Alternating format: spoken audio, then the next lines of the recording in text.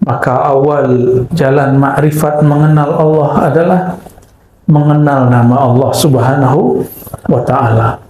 Saya lihat wiridnya sudah bagus, suaranya sangat merdu. Tinggal suara dan wiridnya diisi dengan warid. Untuk teman-teman yang menonton kajian ini, jangan lupa bersalawat kepada Nabi kita Rasulullah Muhammad sallallahu alaihi wasallam. Allahumma salli ala Muhammad wa ala ali Muhammad. Sallallahu ala Muhammad sallallahu alaihi wasallam.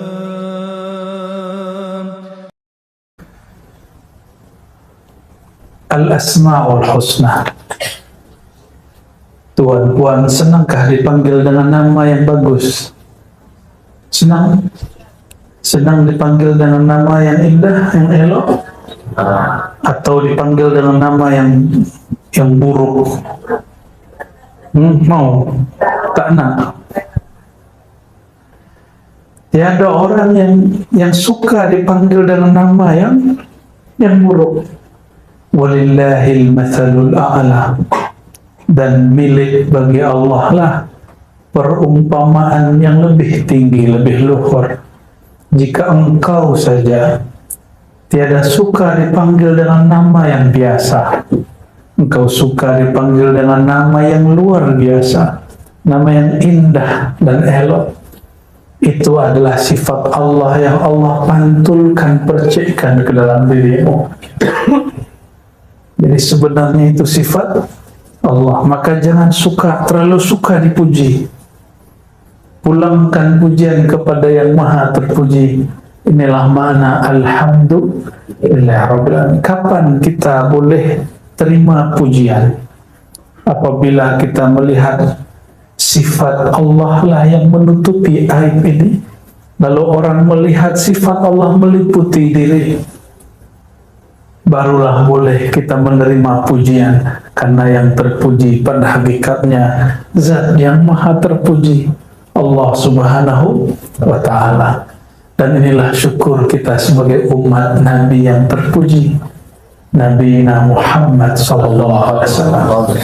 Betapa bingung dan herannya orang-orang kafir Quraisy, Abu Lahab, Abu Jahal hendak mencaci, tapi orang yang dicaci namanya orang yang terpuji. Muhammad, apa artinya? Orang yang terpuji. Bagaimana mungkin orang yang sangat terpuji dicaci maki? Oleh karenanya mereka tidak berhasil mencaci maki Sayyidina Muhammad SAW. Maka mereka menuduh Sayyidina Muhammad SAW sahirun majnun, penyihir. Tidak puas, sebut lagi majnun, gila. Itulah yang nafsu orang-orang kafir Quraisy. Dan saya bukan memberi ancaman kepada kita, hanya menakut-nakuti diri supaya siap sedia. Siapa saja yang mewarisi nur al-Muhammadi sallallahu alaihi wasallam, nur ilmu baginda sallallahu alaihi wasallam, maka ia akan juga dicaci. Ia juga akan dituduh sebagai penyihir lagi gila. Ya. Mungkin Datin Umi ini sudah dituduh gila juga. Gila habaib, gila ulama, tersesat sudahnya. Kawan-kawannya mungkin mengira ini sudah gila. Nah. Tapi terserahlah mereka, ya. Biarlah kafilah tetap berlalu dan anjing tetap ya menggonggong tuh. Allahumma sholli ala sayyidina Muhammad. Walillahil asmaul husna fad'uuhu biha. Maka milik Allah lah nama yang indah, nama yang elok. Maka semua nama terbaik berpulang kepada Allah Subhanahu wa Ta'ala. fad'uuhu biha, maka panggillah Allah dengannya. Apabila saya nih kepada Ustaz, saya panggil hoi, pasti Ustaz tidak mau melirik, betul tak? Hei, pasti tidak mau melirik, karena Ustaz punya nama, punya gelar. Minimal saya panggil Ustaz. Ya, kalau tak tahu nama panggillah Ustaz, jangan panggil hoi. Hei, fulan. Tidak. Kita pun tidak suka dipanggil bukan dengan nama apalagi Allah Subhanahu wa Ta'ala. Tapi baiknya Allah itu Ia menyimpan namanya bahkan dalam satu huruf. Huruf yang paling ringkas tentang nama Allah adalah Hu. Maka kul huwallahu ahad. Biasanya apabila kita menyebut dia dalam bahasa Melayu lain dengan huwa dalam bahasa Arab. Karena dia dalam bahasa Melayu khusus untuk orang ketiga, orang yang gaib, orang yang hari ini sahabat kita tidak hadir, lalu kita sebut dia. Betul tak? Tapi kalau menyebut Allahu, itu menunjukkan tanzih, mensucikan Allah dari semua fikiran-fikiran. Maka maknahu mencakup semua sifat 20. Orang kalau faham belajar sifat 20, ada di sini majelis kajian sifat 20. Wajib ada, kita Ahlus Sunnah wal Jamaah, salah satu simbol kita adalah mengkaji sifat Allah yang 20. Bukanlah Allah itu bersifat hanya 20, tapi karena akal ini terbatas, ulama meringkasnya menjadi 20. Dari 20 orang akan faham bahwa sifat Allah Tabaraka wa Ta'ala tak terhingga. Apabila kita berkenalan dengan seseorang ta'aruf, pertama yang ditanya bukan sifat dan tempat tinggalnya, di mana duduknya. Pertama yang ditanya adalah apa namanya. Maka awal jalan ma'rifat mengenal Allah adalah mengenal nama Allah Subhanahu wa Ta'ala.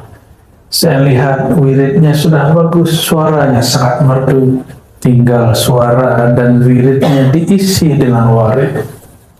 Warid itu dimulai dengan ta'lim. Innamal ilmu bita'allumi. Ilmu itu mesti diambil dari guru. Lain dengan futuh, lain dengan wahbiyah, bukan wahabi. Wahbiyah itu pemberian bakat dari Allah. Ya. Tiba-tiba malam Lailatul Qadar atau malam nisfu Sya'ban, mimpi melihat cahaya, esok hari sudah mampu urut orang. Nah, itu namanya wahabiyah. Apa namanya? Atau tiba-tiba habis selesai wirid zikir, tertidur, melihat singa masuk ke badannya. Bangun tidur, dia mampu silat singa. Itu wahabiyah, tapi hati-hati. Wahabiyah tidak selalu mutlak langsung dari Allah. Siapa tahu dari jin, dari khadam-khadam. Maka kita mesti berhati-hati. Dan cara menetralkannya, membersihkannya, cukup dengan kalimat tauhid. La ilaha illallah. Orang yang kuat baca la ilaha illallah, Allah bersihkan dia dari ilmu-ilmu jahat. Dan coba tuan-puan perhatikan di dalam Al-Quran, lafaz la ilaha illallah seingat saya hanya ada 2, 4 atau 2, saya lupa, nanti tolong diingatkan. Seingat saya hanya 2 atau 4. Selebihnya lebih dari 20 ayat menyebut Allahu la ilaha illahu.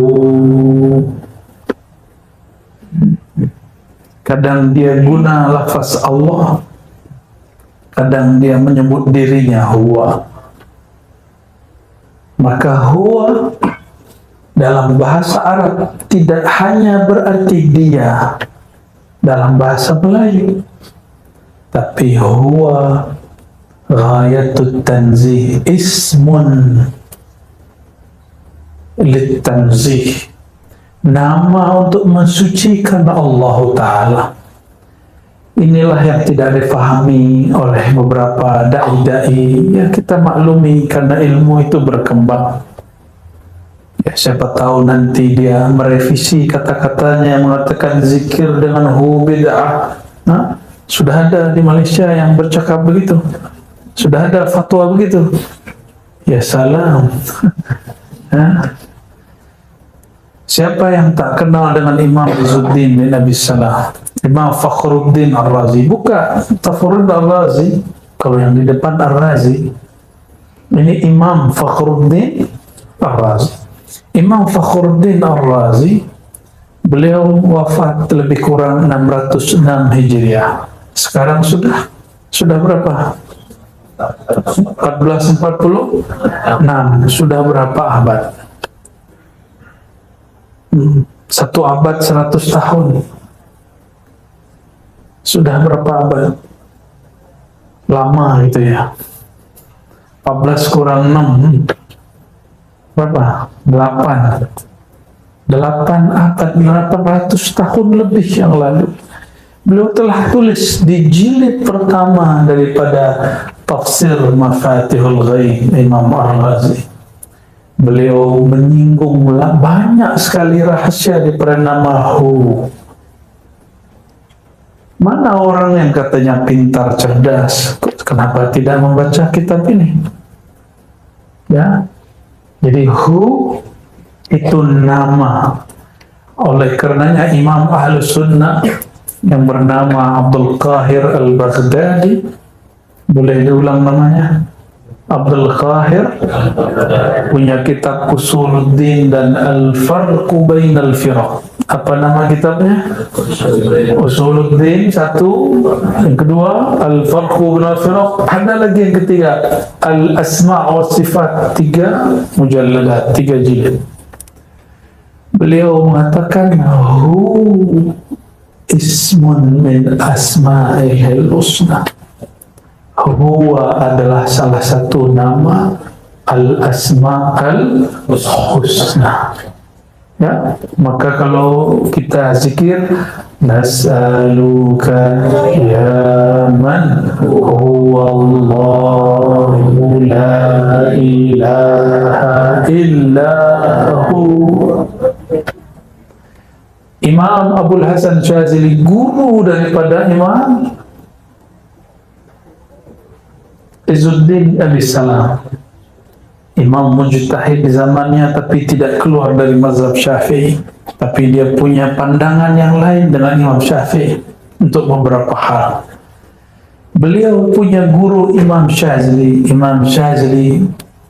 yang punya Hizib Bahar, ya, salah satu hizib yang saya suka, dan kami di Ribat pagi petang mengamalkan wirid asas, astagfirullah 100, la ilaha illallah 100, salawat 100, subhanallah 100, itu di hari beliau. Imam Syazili, salah satu doa asma al-ismul a'azam, nama yang agung yang jika kita memohon dengan nama itu adalah hu. Maka beliau berdoa, ya hu, ya hu, wahai yang menyebut dirinya huwa. Waw itu waw zaidah, pada dasarnya hanya hu. Waw itu tambahan dalam bahasa Arab. Jadi al-aslu fihi hu, bila waw. Ada hu tanpa nyebut waw. Kul huwa, huwa Allah, karena dia disambung maka dibaca huwa Allah. Tapi jika dia diwakafkan Allahu la ilaha illahu, betul lah, begitu cara bacanya. Sahih? ada matnya ya. Maka apabila Tuhan Puan ambil talqin zikir dari ahlinya, salah satu talqin zikir itulah talqin zikir dengan surat Qul huwallahu ahad, Qul hu Allah. Jika dilakukan dengan teknik yang benar, kaifiat yang sahih, dia akan membuat wajilat qulubuhum. Jika disebut namanya, bergetarlah hati. Ya. Jika disebut nama Allah, bergetar hati. Tapi kalau menyebutnya belum tahu caranya, maka hati tiada bergetar. Ya. Maka pelajari ilmu ini dari ahlinya, jangan dari YouTube. Ya. Pelajari dari siapa? Fas'alu ahla dzikri in kuntum la ta'lamun. Tapi ingat, tidak semua dokter itu spesialis. Maka tidak semua dai ustaz menguasai ilmu talqin. Banyaklah orang mentalqin dan memberi ijazah, tapi sedikitlah orang yang punya sir daripada la ilaha illallah.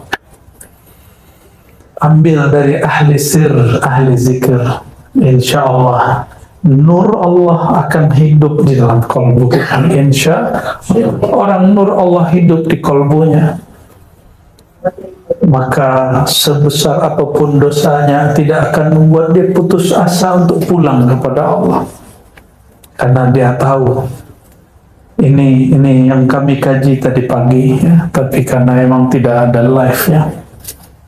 Apa itu? Was-was syaitan dan terjerumusnya seorang hamba dalam maksiat itu adalah jalan bagi salik untuk kembali kepada Allah. Maka min alamati,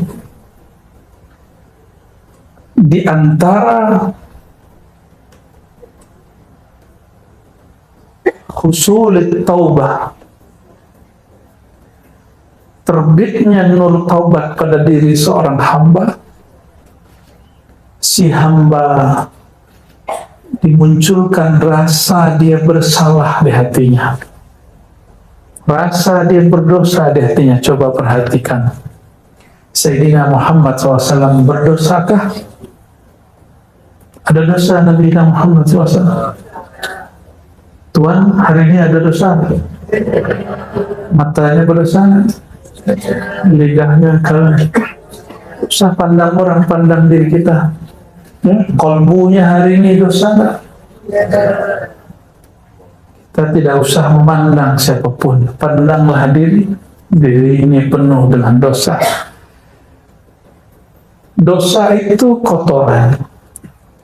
Senangkah sudihkah Tuan Puan memandang orang yang pada tubuhnya, badannya, wajahnya ada kotoran? Nah, apalagi Allah Subhanahu wa Ta'ala. Allah memandang kepada wajah kolbu. Apabila mata ini berdosa, kolbu langsung hitam, dan Allah tidak suka kolbu yang hitam. Tapi itu dosa zahir. Mendengar aib orang, ya, membicarakan aib orang, itu dosa zahir. Ada dosa yang tersembunyi. Adakah rasa mohon maaf hari ini diri kita merasa lebih soleh daripada orang lain? Ada? Merasa diri ini lebih alim dari orang lain? Ada rasa itu? Ada merasa diri ini lebih berilmu daripada orang yang duduk di kiri kanan kita? Ada rasa itu? Jika itu ada, ya Tuhan pun jawab di hati lah. Jika itu ada, itu dosa lebih besar dari dosa memandang yang haram. Hari ini kawan kita, sahabat kita mendapat rezeki dari Allah. Ada rezeki materi, uang kah, duit kah? Ada rezeki imateri, ya, mungkin populariti, mungkin dia disukai orang, dipuji orang, mungkin dia dapat ilmu. Ini rezeki juga. Maka setiap orang yang dapat rezeki pasti ada yang iri dan dengki. Adakah kita hari ini iri dengki kepada seseorang?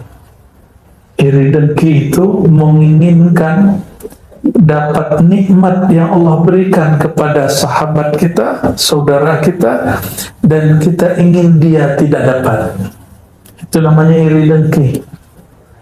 Tapi ada iri yang positif.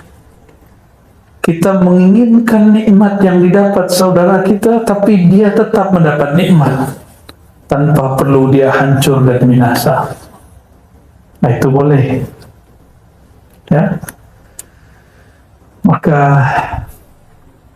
dosa itu ada dua, dosa zahir, dosa batin. Tahukah saudara yang pertama kali iri dengki siapa? Iblis. Yang pertama kali sombong siapa? Iblis. Maka siapa yang merasa dirinya lebih, siapa yang iri dengki kepada orang, dia sudah mengambil sifat-sifat iblis. Dan ini wajib kita bertobat padanya.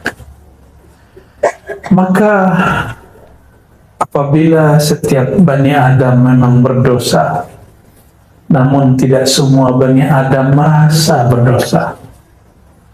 Sayyidina Muhammad SAW dan semua para Nabi berdosakah? Nabi Muhammad punya dosa? Betul. Betul? Sahih? Ya. Kecuali Ibnu Taimiyah, Imam Salafi Wahabi, mengatakan para Nabi berdosa dosa kecil. Ini Ibnu Taimiyah, ya, yang disebut oleh kelompok Salafiyah Syekhul Islam. Ya, itu tanggung jawab dia di hadapan Allah nanti. Ya, kita tidak ada urusan. Dalam akidah Ahlus Sunnah yang kita anut, para nabi, terutama Nabi Muhammad SAW, tiadalah ia berdosa. Disebut maksum. Ada namanya maksum. Maksumah, ada punya nama maksumah. Ada maksum. Ada. Siapa suaminya? Arwah. Allahumma salli ala sayyidina Muhammad. Nabiyyina Muhammad SAW. Perhatikan, ada muhim, ini penting sekali. Nabi kita tidak berdosa, tapi ia merasa berdosa. Saya, kita, tuan-puan hari ini, kita pasti berdosa, tapi kita tidak merasa berdosa. Betul ya? Para Nabi alaihimussalatu wassalam memandang dirinya jika melanggar satu adab, maka dia sampai dia wafat dia bertobat kepada Allah SWT. Sayyidina Ibrahim, dia berbohong 3 kali untuk kebaikan. Sampai nanti di akhirat orang minta syafaatnya, apa kata beliau? Duhai umatku, bukankah aku ini Nabi yang berdosa 3 kali berdosa, 3 kali berbohong? Itu para Nabi. Para Nabi, dia berbuat sesuatu dan dia merasa bersalah di dalamnya. Maka semua para Nabi tawwabin. Semua Nabi itu ahli taubat. Ingin merasakan nikmat bertuhan, ingin merasakan nikmatnya zikrullah, benar-benarkan, betul-betulkan taubatnya.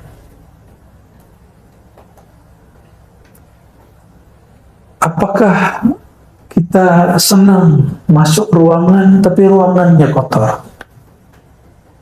Masuk masjid suraunya berdebu, apa namanya nih? Tikar apa? Karpetnya sudah kotor, ya, banyak debunya, banyak kotoran-kotoran di dalamnya. Nyamankah? Nah, para imam ahli zikrullah mereka ijma' qalbul mu'min baitullah, rumah Allah, surau yang hakiki, masjid hakiki, bukan bangunan fisik itu. Karena bangunan fisik itu boleh diubah nanti jadi gereja. Seperti Hagia Sophia, sudah dari gereja jadi masjid, masjid jadi gereja, gereja jadi museum, museum jadi gereja, museum jadi masjid lagi. Kalau bangunan boleh diubah,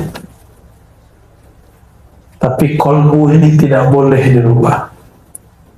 Nah, maka ini yang disebut baitullah hakiki. Jika seseorang masuk ke dalam dirinya, di dalam dirinya masih ada noda mata, noda telinga, noda pandangan, pendengaran, noda lisan, noda tangan dan kaki, noda kalbu, maka ia tidak akan lama tahan zikrullah. Dia tidak akan lama tahan dalam baitullah yang ada dalam dirinya. Padahal Sayyidina Muhammad SAW mengatakan dalam hadis yang sahih, "Idza ra'aita ahadan," jika engkau melihat seseorang suka datang ke masjid, fashhad lahu bil iman, maka saksikanlah dia benar-benar beriman. Oleh Imam Ghazali dimaknai bukan saja datang ke masjid yang fisik, itu betul, itu zahir iman, tapi iman yang sesungguhnya apabila seseorang dia betah, dia nyaman, dia senang masuk ke dalam baitullah yang ada di dalam dirinya. Maka lihatlah orang-orang dia nyaman, dia suka lama-lama zikrullah, dia sungguh menikmati lama-lama ketika berselawat, ya, bukan karena suara yang indah saja, tapi karena suara di dalam kolbunya sudah sangat indah. Bukan karena ruangan ini bersih saja, tapi karena ruangan di dalam dirinya bernama kolbu, ruang dan relung kolbunya sudah sangat bersih. Oleh karenanya miftahul walayah at-taubah. Ya, ini kaidah muhimmah, kaidah penting. Pintu dari kewalian menjadi kekasih Allah dimulai dari bab taubat. Apabila kita selesai wudu, apa yang kita baca? Allahumma ja'alni. Tapi orang lupa, ada satu adab yang dilupa, bahwa Nabi SAW memberi doa beragam. Salah satunya syahadat, asyhadu an la ilaha illallah wa sallallahu alaihi wasallam, Allahumma ja'alni minat tawabin. Ya Allah, jadikan aku termasuk golongan yang bertaubat. Perhatikan tawabin, waw musyaddad, wawnya ada tasydidnya. Dalam kaidah bahasa Arab disebut dengan mubalaghah. Kalau orang sekali tobat disebut taib, tapi jika dia berulang-ulang tobat disebut tawwab. Kenapa dia berulang-ulang tobat? Karena setiap kali dia tobat dia merasa dirinya kotor lagi, maka dia tobat lagi. Oleh karenanya ini saya bukan sedang menyuruh tuan-puan bermaksiat, tapi hendaklah kita selalu merasa punya maksiat, hendaklah kita selalu merasa punya dosa. Selesai zikir, selesai tobat, kita merasa lagi, ya Allah, hatiku masih ada maksiatnya, masih ada zulumat, kegelapannya. Oleh karenanya, ya, tiada seorang wali yang saya kenali kecuali amalan dia adalah zikir taubah. Zikir taubah, tidak ada timur, barat, Arab, tidak Arab, Habib, tidak Habib, mursyid, tidak mursyid. Wali itu tidak mesti mursyid. Boleh jadi dia mastur, tersembunyi dalam keramaian, ada yang tersembunyi dari keramaian. Amalan wajib mereka mandi taubat, zikir taubat, salat taubat. Nah ini Jadi kenapa kalau zikir sama-sama kuat, tapi zikir sendiri tidak kuat? Karena zikir taubatnya belumlah sempurna. Ya. Allahumma salli ala Sayyidina Muhammad. Satu kali Sayyidatuna Rabi'atul Adawiyah, Sayyidat Sufiyah. Jadi Sufi, wali Allah tidak hanya laki, tapi juga ada wanita perempuan. Beliau sebagaimana diriwayatkan oleh Imam As-Suhrawardi dalam Awariful Ma'arif, apabila ia beristighfar, bertobat, dia berkalam. Kalam yang wali laki tidak pernah tahu kalimat itu, tapi dia tahu lafaz itu. Apa kata dia? Astaghfirullah fi istighfari. Aku mohon ampun kepada Allah, aku memohon maaf kepada Allah. Kenapa? Karena istighfarku tidak sungguh-sungguh. Orang jika sungguh-sungguh beristighfar, air matanya mengalir. Atau fi qalbihi an-nadam, di kolbunya ada rasa dia menyesal. Tapi selama ini kita istighfar baru menghitung Allah, belum ada rasa yang ditumbuhkan, belum ada penyesalan yang dirasakan. Padahal Sayyidina Muhammad SAW mengatakan an-nadamu taubah, indikator seseorang diterima taubatnya, dia ada penyesalan terhadap yang dia lakukan. Dan an-nadamu alamatuhu al-buka, salah satu ciri dari orang yang menyesal, matanya berkaca-kaca menangis. Oleh karenanya, pelajari ilmu taubat, tidak usah tinggi-tinggi ilmunya.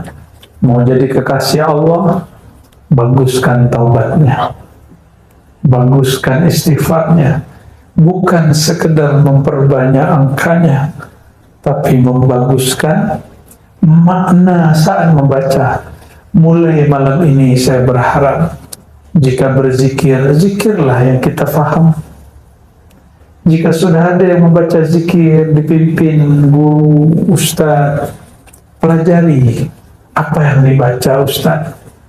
Jangan hanya seperti alat recording. Dia mampu merekam semua yang dia dengar, tapi dia tidak faham. Apa kata Allah SWT? Kal himar yahmilu asfara. Hanya seperti, mohon maaf, keledai, himar yang mengangkut lembaran-lembaran ilmu, tapi dia tidak tahu apa yang dia bawa. Saudara-saudariku makan Allah, saya ini juga bukan orang suci. Setiap hari merasa di kolbu saya ada dosa, ada masuk, mau tidak mau masuk. Awalnya kita berputus asa, tapi ternyata para masyayikh mengatakan, idza aradallahu ay yarfa'abdahu, jika Allah hendak mengangkat seorang hambanya, arsala ilaihi syaitan fayuwaswisu alaihi, maka Allah Ta'ala mengirim syaitan, iblis, lalu memberi was-was kepada dirinya. Nah, ini kabar entah gembira, entah menyedihkan, ya. Ada was-waskah dalam pikiran? Seorang sahabat datang kepada baginda SAW, hadis sahih Bukhari, ya Rasulullah, diriku was-was. Tahu was-was? Ada gangguan di pikiran, ragu, ada rasa takut, ada rasa cemas, ada rasa apakah Allah terima aku atau tidak. Ada perasaan-perasaan yang sepertinya kita tidak percaya diri di hadapan Allah SWT. Itu dia. Apa kata Nabi Muhammad SAW menanggapi sahabat yang bertanya ini? Jadi itu sudah ada sejak zaman baginda Nabi Muhammad SAW. Sekelas sahabat-sahabat, level mereka sangatlah tinggi, tapi mereka masih was-was. Apatah lagi kita di zaman yang penuh was-was. Baru buka YouTube, langsung kita yang tadinya tidak mau dapat was-was malah mencari was-was itu. Betul tak? Ya, katanya tidak mau dapat was-was, tapi kita malah membaca si was-was itu. Minal jinnati wan nas. Kalau was-was dari jin masuk secara gaib, tapi was-was yang zahir inilah yang lebih berbahaya. Kita baca komennya, baca statusnya, baca kalam-kalamnya, mendengarkan podcastnya. Ya, kita yang mencari ulah, kita cari penyakit sendiri, lalu salahkan orang lain, bahkan menyalahkan Allah. Ya, Allahumma salli ala Sayyidina Muhammad. Maka mengambil ibrah dari Imam Abu Bakar Al-Banani tadi, dan juga Sayyidatus Sufiyah, penghulunya para sufi yang arifah billah, yaitu Sayyidatuna Rabi'atul Adawiyah. Istighfar, kita wajib istighfarkan. Istighfar kita wajib istighfar. Kenapa? Kita tidak bersungguh-sungguh dalam beristighfar.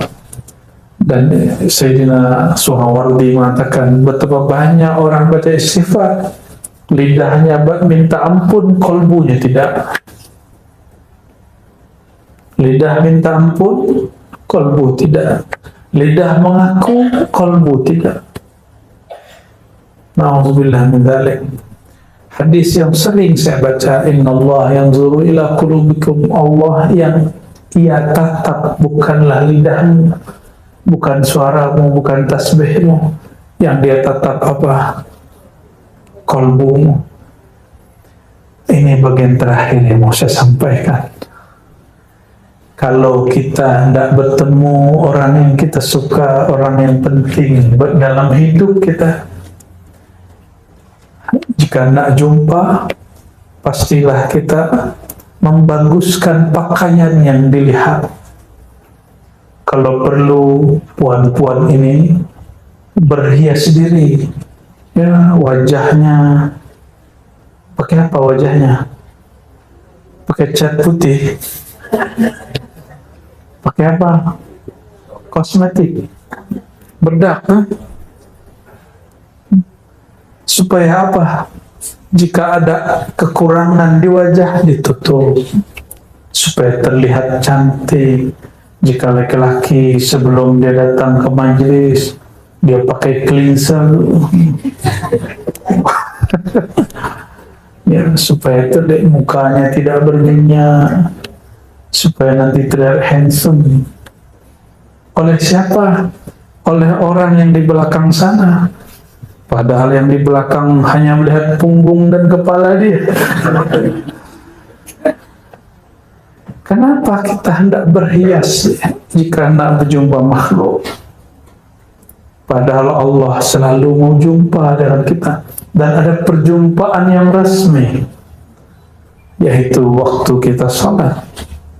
Ya, yazunnuna annahum mulaqu rabbihim. Salat itu perjumpaan yang resmi. Dan Allah yang Ia tatap bukan wajah ini, yang Ia tatap wajah qalbu. Wajah itu wajhiya lilladzi fatara as-samawati wal ardh. Aku hadapkan wajah qalbuku kepada pencipta langit dan bumi, pencipta qalbu ini.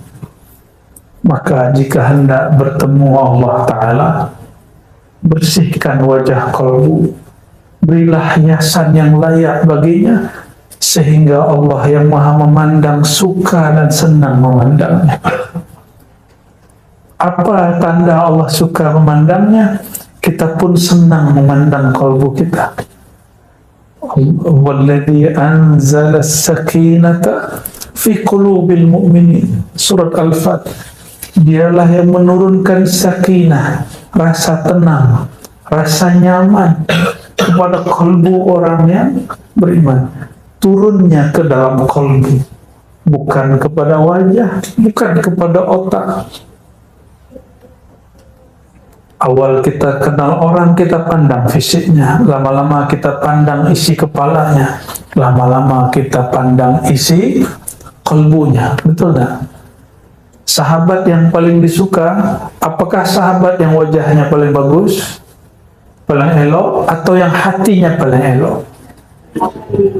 Senangkah dengan orang otak dia bagus, pikiran dia, brandnya minda dia luar biasa, tapi kalbunya sombong? Suka dengan orang begitu? Kita lebih senang ya wajahnya ya lumayan buruk, otak dia, minda dia lumayan dhaif, ya dhaif ya lemah, tapi kalbu dia tidak menyimpan busuk hati. Kita suka berteman dengan orang begitu, betul tak? Kita nyaman jika berjumpa dengan orang begitu. Itu masalul a'la. Ini perumpamaan yang lebih tinggi. Allah lebih senang lagi kepada orang yang kalbunya tidak menyimpan busuk hati, tidak menyimpan sombong diri. Senangnya Allah memandang orang begitu. Kapan mulai konflik muncul di surga? Ketika Azazil yang kemudian diberi gelar iblis merasa dirinya lebih tinggi daripada Sayyidina Adam, dan dia iri kepada anugerah Allah kepada Sayyidina Adam, maka bermulalah konflik, bermulalah pertengkaran. Ya, jangan sampai itu terjadi.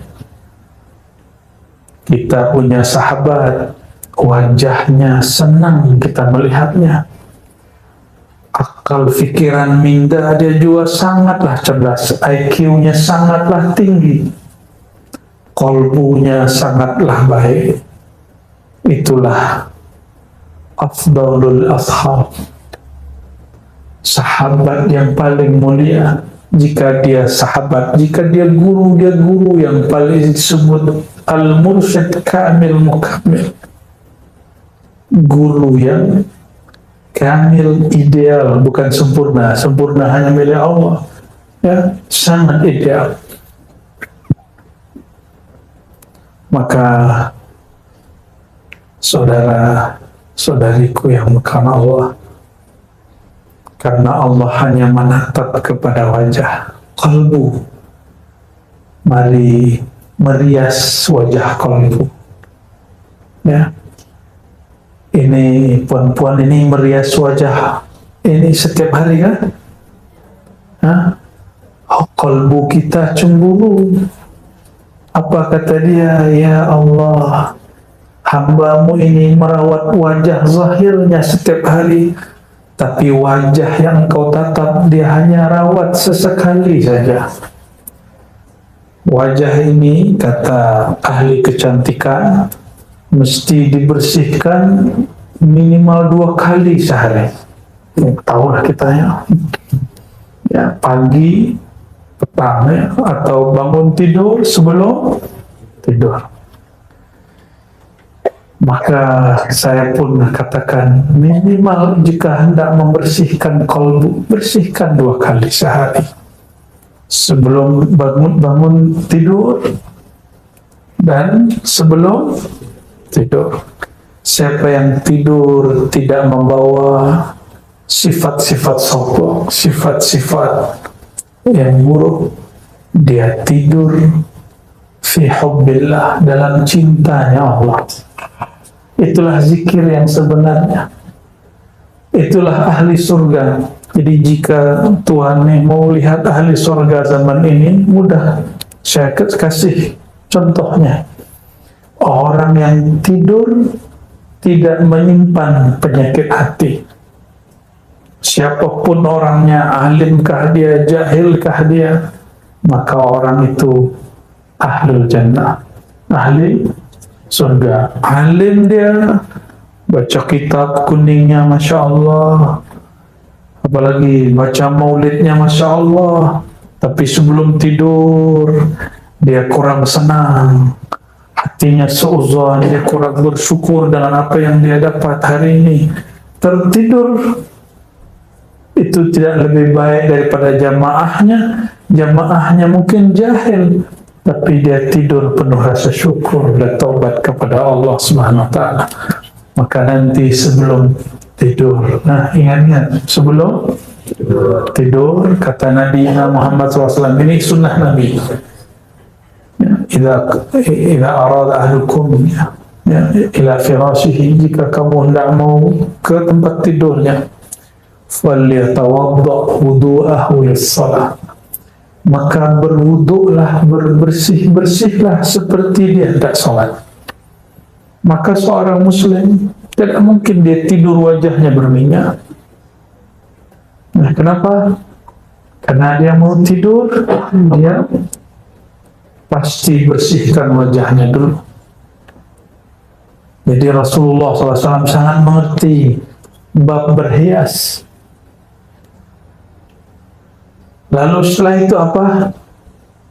Bacalah zikir-zikir yang sudah mungkin kita tahu semua. Tapi ada satu hal yang terpisah hadisnya. Janganlah tidur dalam menyimpan rasa sakit hati kepada siapapun. Ada rasa sakit hati kah kepada orang? Masih ada? Masih ada dendam? Masih? Saya lihat ini sebagian masih menyimpan dendam ini. Masih ada 1-2 lah ini. Dapat dibaca dari gores mata. So, kan tahu alam gaib tidak. Ya, kita tahu orang wajah lapar. Kenapa? Terlihat di wajahnya. Bukan berarti kita tahu alam gaib, tidak. Sayyidina siapa yang Yahudi ini namanya? Abdul Salam, ya.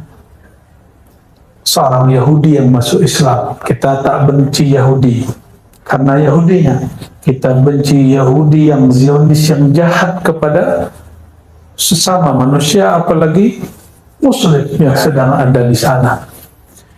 Sayyidina Abdul Salam diperintah oleh amatinya, bibinya, wahai Abdul Salam, orang cakap ada orang baik datang ke Madinah mengaku sebagai Rasulullah. Jika benar dia Rasulullah yang ada di kitab Taurat kita, maka lihatlah wajahnya, apakah wajahnya wajah orang jujur atau pembohong. Pergilah. Maka berangkatlah, pergilah Abdul Salam kepadanya.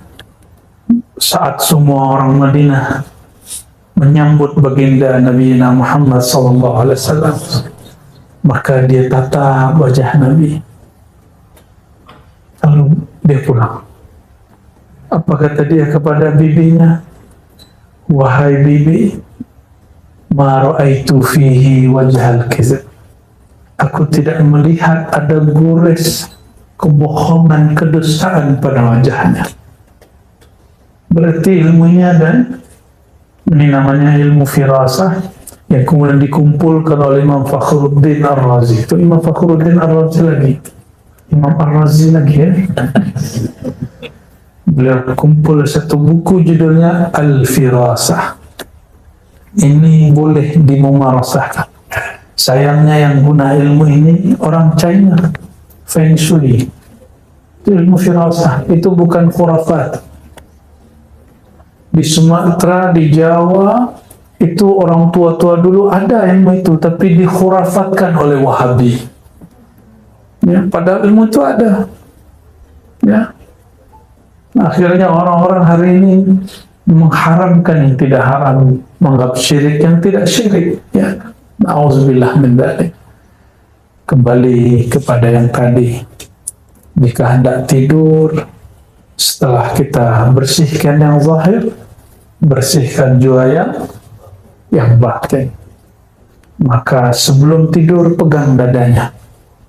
Katakan, ya Allah, jika ada di dalam hatiku rasa benci, rasa sakit hati, rasa bermusuhan, rasa sombong, rasa semua yang buruk-buruk, tolong Engkau angkat dan hapus ya Allah. Barulah baca Bismikallahumma.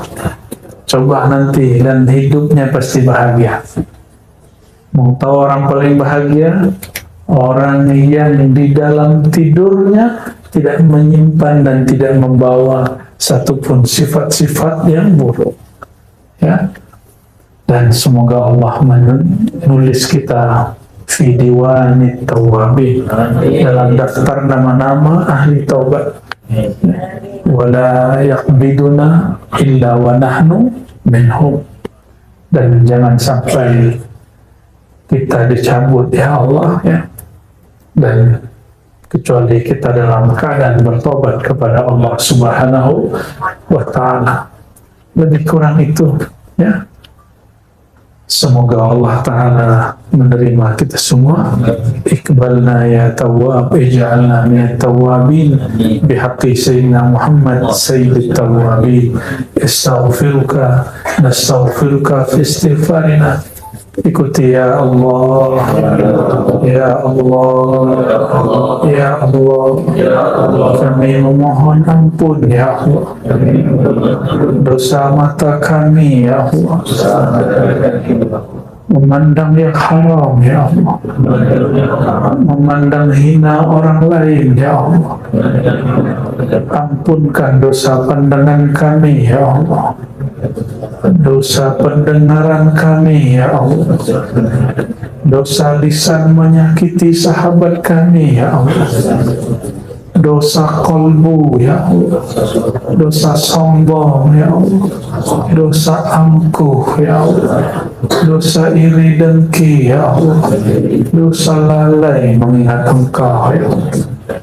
Allahumma ya Allah, tahhir qulubana, bersihkan kalbu kami, bersihkan hati kami dari semua penyakit-penyakit hati, sembuhkan jiwa kami dari semua penyakit-penyakit kerohanian. Allahumma ya Allah, la taqbidna, jangan Engkau menjemput nyawa kami illa wa naqulu la ilaha illallah, kecuali Engkau takdirkan kami membaca la ilaha illallah Muhammadur Rasulullah. Allahumma ja'alna minat tawabin, Allahumma ja'alna minat tawabin, Allahumma aktubna fi diwanit tawabin. Ya Allah, terima taubat kami, terima taubat kami, dan tulislah nama kami pada daftar nama orang-orang yang bertobat. Amin ya rabbal alamin. Rabbana atina fid dunya hasanah wa fil akhirati hasanah wa qina adzabannar. Ikuti ya Allah, ya Allah, ya Allah, ya Tawwab, ya Tawwab, ya Tawwab, tub alaina bihaqqi nabiyyina Muhammad sallallahu alaihi wasallam. Walhamdulillahi rabbil alamin. Al-Fatihah.